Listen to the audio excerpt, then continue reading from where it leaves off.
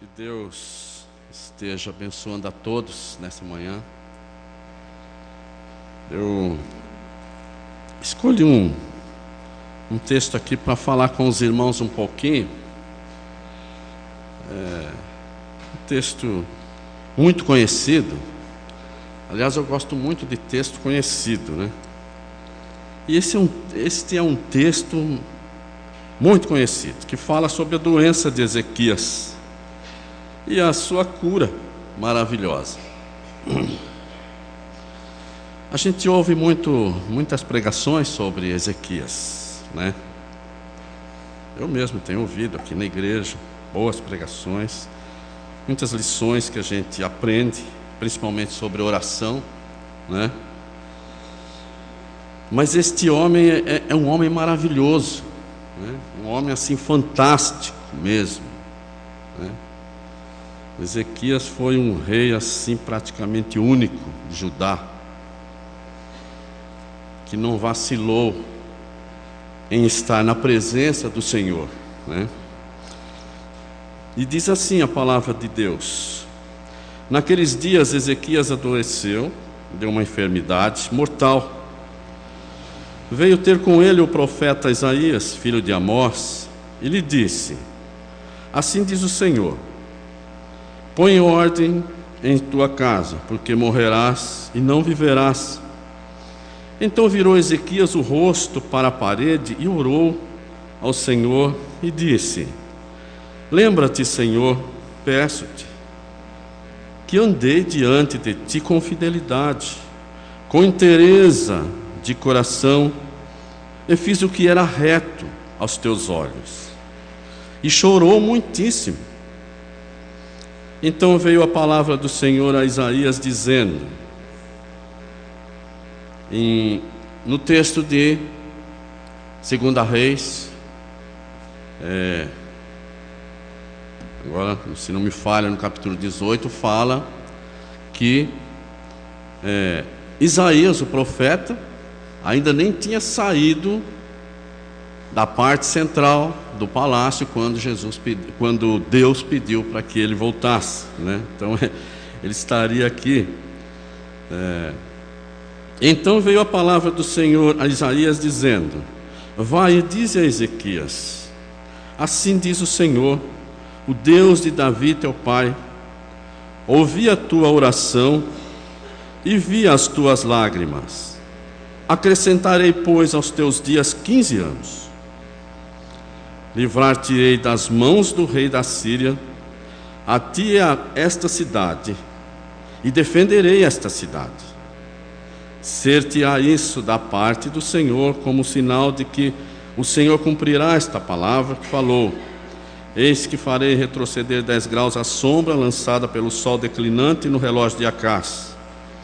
Assim retrocedeu o sol os 10 graus que havia declinado. Eu não vou entrar no mérito da questão do sol, como foi, como deixou de ser, como Deus fez, porque Deus pode fazer tudo, porque foi Ele mesmo que fez tudo, que criou tudo. Mas eu acho fantástico este homem, Ezequias. Ele era um rei de Judá, um homem temente a Deus, que andava com retidão diante do Senhor. E certa feita ele adoeceu e recebeu, a visita do profeta Isaías, mandado pelo Senhor, para dizer a ele, para levar essa notícia a ele, praticamente uma sentença, de que ele morreria e não viveria. Eu fico imaginando, porque ninguém gosta nem mesmo de ouvir de um médico, que a gente tem uma coisa difícil, uma enfermidade ou isso, principalmente uma que nos levaria à morte. É uma coisa que acaba com qualquer um, desmonta qualquer um, E Deus estava falando para o profeta levar esta mensagem por um rei Ezequias, um rei tão temente a Deus, tão apegado ao Senhor. Eu, com certeza, Deus não colocou essa enfermidade, né? Com certeza. Ezequias era novo, ele começou a reinar com 25 anos, reinou 29, quer dizer, ele teria uns 54 anos, teria muita vida pela frente, já tinha reinado bastante, mas ele era um ser humano, né? Com certeza também ele sabia que estava doente, não foi Deus que mandou Isaías lá falar que ele estava doente, não, ele sabia que estava doente. Então, era uma enfermidade mortal, né?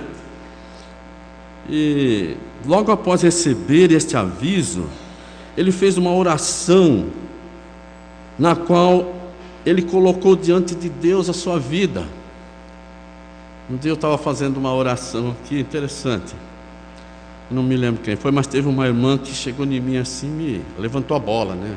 Pode-se dizer assim, um ditado popular aí, né? Falei, irmão, nossa, eu senti que a sua oração foi muito sincera. Eu aproveitei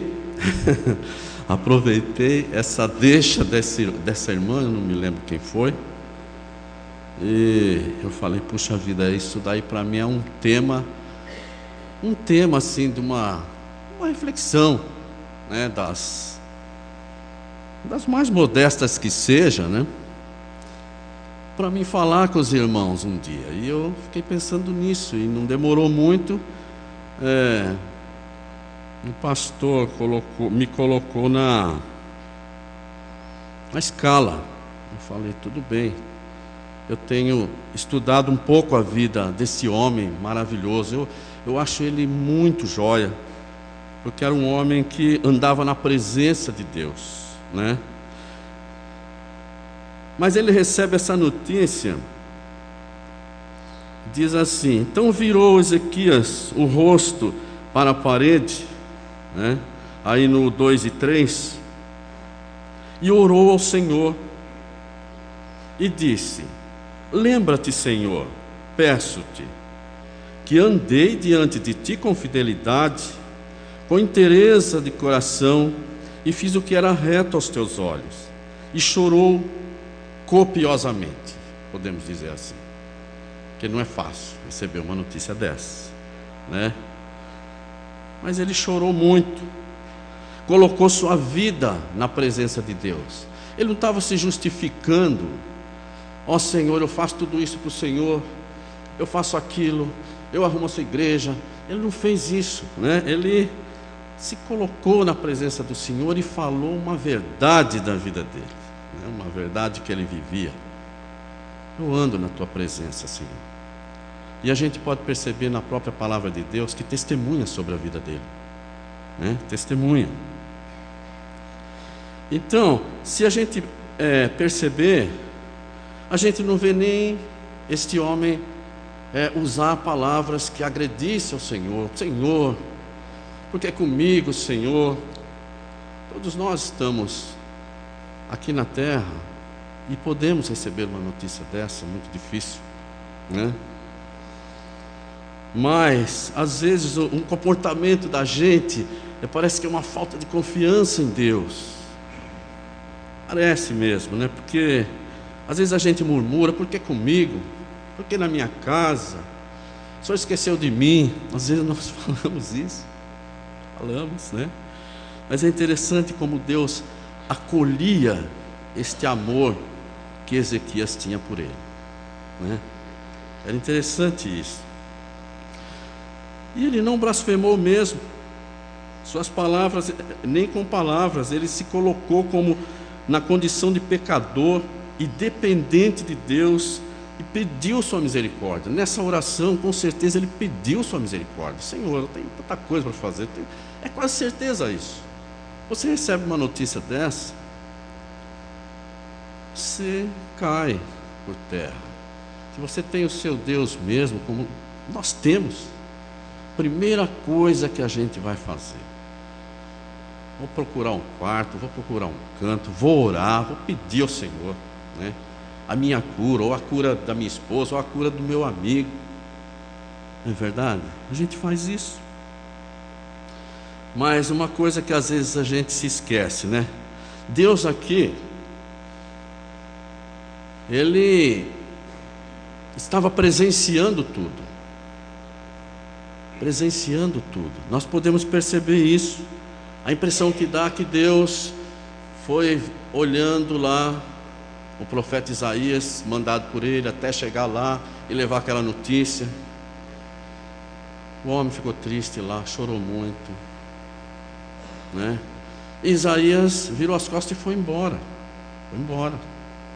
Deus presenciando tudo.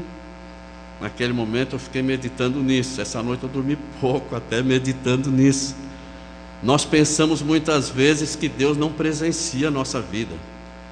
Deus tem bilhões de orações para atender. Não dá tempo dele ficar olhando para uma só. Mas não é verdade, irmãos. É um Deus que criou tudo. Tudo. Não existe. O ser mais minúsculo na terra, Deus criou. Então Ele controla e observa tudo. Deus também não é sarcástico. Mandou lá essa notícia lá e ficou olhando lá, vou ver o que meu servo Ezequias vai fazer agora. Não fez isso não. Deus é um Deus de amor. E a essência pura dele nunca é disciplinar. Quando faz, Ele faz com amor. Então, isso aqui ficou assim no meu coração, né? Que Deus, Ele presencia tudo na nossa vida. Não pense que Deus não ouve sua oração. É que Ele vai fazer a vontade dEle. Vai fazer a vontade dEle. Nós somos seres humanos, né? Por causa do pecado, o nosso corpo vai se corromper. Eu vou ter alguma doença, alguém vai ter alguma doença, ou vai morrer de alguma coisa. Aí, puxa vida, Deus está arrumando Luiz, logo de domingo de manhã você vai falar uma coisa dessa? Mas é verdade, não é verdade? Então, veio a palavra do Senhor a Isaías dizendo: vai e diz a Ezequias, assim diz o Senhor, o Deus de Davi teu pai, ouvi a tua oração e vi as tuas lágrimas, acrescentarei, pois, aos teus dias 15 anos. É a cura do homem, é a cura de Ezequias, né? Eu sei que Deus sabia que Ezequias morresse, ia precisar de um sucessor. Existia essa preocupação até mesmo da parte de Deus, né? Mas Deus resolveu dar essa graça para Ezequias, o rei de Judá. E a gente vê que é tão maravilhoso que ele acrescentou 15 anos de vida a Ezequias, ou seja, curou ele daquela enfermidade mortal, mudou a história da sua vida. E a gente percebe que não foram só os 15 anos de vida que ele deu, mas ele deu muitas bênçãos para ele, muitas bênçãos, né? Como ele mesmo disse: livrar-te-ei das mãos do rei da Síria, a ti a esta cidade, defenderei esta cidade. Aí a gente pode ficar pensando, será que foi a oração, né, que ele fez para Deus mudar sua história? Será que foi o choro dele? Olha, irmãos, é claro que se ele não tivesse orado, Deus poderia não ter mudado, né, o desfecho da história dele, né? Mas teve uma coisa na oração dele, né? Ele usou aquelas palavras verdadeiras. Ele colocou seu coração na presença do Senhor. Ele colocou a sua vida na presença do Senhor. Quando ele fala: Senhor, peço-te que andei diante de ti com fidelidade, com inteireza de coração, e fiz o que era reto aos teus olhos. E chorou muitíssimo. Aqui eu acho que é uma hora que desmonta Deus, né? Porque o amor de Deus foi demais aqui com a vida de Ezequias, né? Mas também se ele faz uma oração assim e não é sincera, ele fala: eu fiz isso, isso e isso, Senhor, mas era verdade, né? Aqui eu comecei a meditar, né, assim também, na minha própria vida mesmo, né? Como que eu vivo a minha vida? É verdade a minha vida? Eu posso fazer uma oração dessa que Ezequias fez? Senhor, lembra-te de mim. Eu estive perto do Senhor todo o tempo. Interessante isso, né?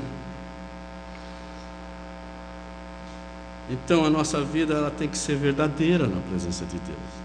Pode ser passageirinha, se não, pode ser não, né? Eu não quero marcar história não, irmãos, certo? Mas eu quero que Deus se lembre de mim, se lembre de mim, né? A palavra de Deus fala que o muito que a gente faz, se a gente fizesse, é pouco, porque retribuir bênçãos a Deus, nós não vamos retribuir nunca, né? Eu acho interessante um versículo que tem no Salmo 116, né? Quando que o salmista fala, 116, acho que 12 ou 13, né? O salmista fala: que direi eu, né? Como que é mesmo? Deixa eu ver. Que darei eu ao Senhor por todos os benefícios que tem feito para comigo? Eu não posso dar nada, nada, nem mesmo a minha vida de ministério na igreja retribui ao Senhor nada. Se eu pegasse tudo que eu tenho, como muitos fazem hoje, e dar na igreja, que muitos pastores pedem, isso não retribui ao Senhor. Eu devo sim contribuir com a minha igreja, devo, participo dela, né? Mas pagar ao Senhor pelas bênçãos, muito difícil, né? Muito difícil. Acho interessante esse texto aí. Mas tem a única forma e a alegria do Senhor pelos benefícios que Ele tem feito para conosco é a gratidão. A gratidão porque nós recebemos a bênção do Senhor. Enfim, eu já estou indo para outro canto, irmão. Dá licença aqui. Então o Senhor, Ele fala a Ezequias dizendo: ouvi a tua oração e vi tuas lágrimas. Verdade é que quem fez o Senhor mudar a sentença foi a maneira que aquele homem escolheu para viver. Lembra-te, Senhor, mais uma vez eu vou repetir aqui, peço-te que andei diante de ti com fidelidade, com interesse de coração. Essa sinceridade de coração foi que Deus recebeu e aumentou os anos de vida e abençoou muito o rei Ezequias. E Deus presenciando tudo na vida dele. Deus presencia tudo na nossa vida, nossos momentos alegres, nossos momentos difíceis, de aflição. Deus presencia tudo. Ele é que vai responder da forma que Ele quer. No caso de Ezequias e de muita gente, glória a Deus por isso, né? Quantas vezes nós não ouvimos de alguns irmãos, nós temos o privilégio de ouvir alguns testemunhos. Puxa vida, eu fui no médico ontem, aquele médico falou: nossa, sumiu isso, você não está com aquilo mais, não sei o quê, sumiu tal caroço. A gente dá glória a Deus, não sabe por quê? Deus está assistindo tudo. Deus está assistindo. Deus está assistindo a nossa vida, né? A gente pode tomar assim como exemplo para a nossa vida também, né? Tomar como exemplo para a nossa vida. Será que hoje nós poderíamos mesmo fazer a Deus essa mesma oração feita por Ezequias, que soasse de verdade assim aos ouvidos e aos olhos do nosso Pai? Eu acredito que sim, nós podemos sim, né? Mas nós temos que refletir na nossa vida. Eu sei que nós podemos ver que Deus, Ele não deixa de nos ouvir, né? Ele presencia tudo em nossas vidas. Que a oração de Ezequias seja um exemplo para nossas vidas. Nós vemos também a intimidade e comunhão com Deus que esse homem tinha, aquele apego que ele tinha a Deus. Isso é muito joia também, que a gente pode ler em 2 Reis 18, né? Se fosse falar assim, não, eu tenho 3 pontos, 4 pontos, 5 pontos nessa história para aplicação da minha vida. Puxa, tia, esse texto é muito rico, muito rico. Mas alguns tem que nós podemos tomar da vida de Ezequias. Veja bem, algumas qualidades de Ezequias. Fez o que era reto aos olhos do Senhor, no versículo 3 de Reis 18. Acabou com a idolatria em Israel, guardou os mandamentos do Senhor, andava com Deus com prudência, como homem de Deus, venceu seus inimigos na força do Senhor. Era um homem de oração, que nós podemos ver a oração de Ezequias. Era um homem que viveu milagres, E tudo isso, toda essa qualidade de Ezequias agradava ao Senhor, né? Eu sei que Deus quer ver muitas dessas coisas na nossa vida, né? Muitas. Se a gente fosse meditar aqui sobre ser reto aos olhos do Senhor, acabar com a idolatria, nós íamos procurar muita coisa que Deus ia falar com a gente. Mas nós não vamos ter tempo para isso também, né? Então a gente tem que meditar nessa palavra, irmãos. Tem uma parte tão importante nesse texto, que eu sei que hoje nós não podemos meditar nela. Porque nesse primeiro versículo, né, quando ele fala, naqueles dias Ezequias adoeceu de uma enfermidade mortal, veio ter com ele o profeta Isaías, filho de Amós, e lhe disse: põe em ordem a tua casa, porque morrerás e não viverás. Essa seria uma parte muito joia desta mensagem que eu tinha preparado aqui para conversar com os irmãos, mas eu acho que ela vai ficar assim para um outro dia. Põe em ordem a sua casa. Um rei que tinha muitas qualidades, apegado ao Senhor, um rei especial, né?